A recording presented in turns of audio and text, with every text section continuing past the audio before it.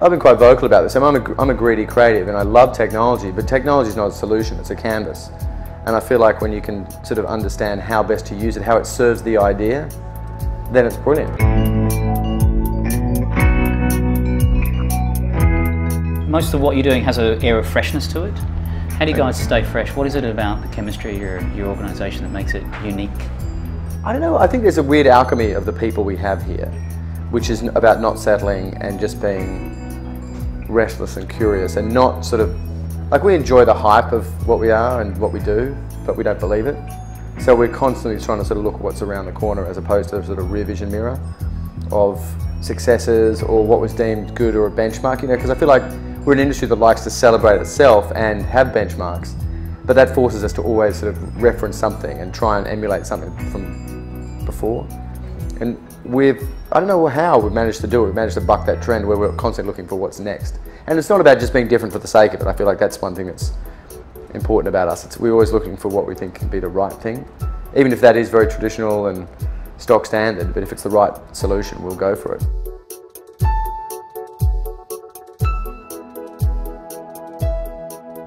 Where's the idea of technology? I mean, I think the technology explosion right now is pretty unique in that there's multiple platforms on multiple devices and all the things we dreamed up back in 1999 sure. can now be executed upon.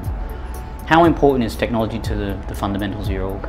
I love technology, what it can bring, but if the solution is let's do something on this device or with this piece of technology because we can, then you're already wrong.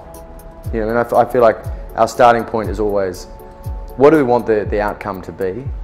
What do we want the ramifications of this thought or idea to be?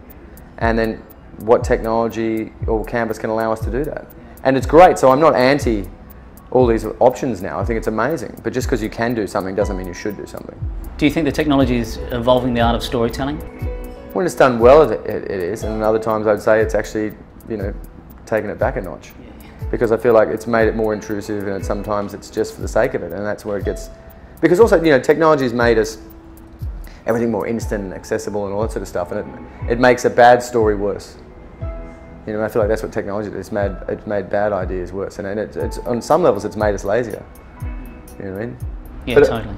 I think it's a weird one because I think it's great for our industry. I mean, I think that the craziness of what's going on in our industry is really good for it because it forces change, it forces us to sort of look at what we're really producing, and it puts the onus back on the creative thinkers and strategic thinkers. You know, we're an industry that's spent 40 years living off the process, and now it's put the pressure back on the thinkers.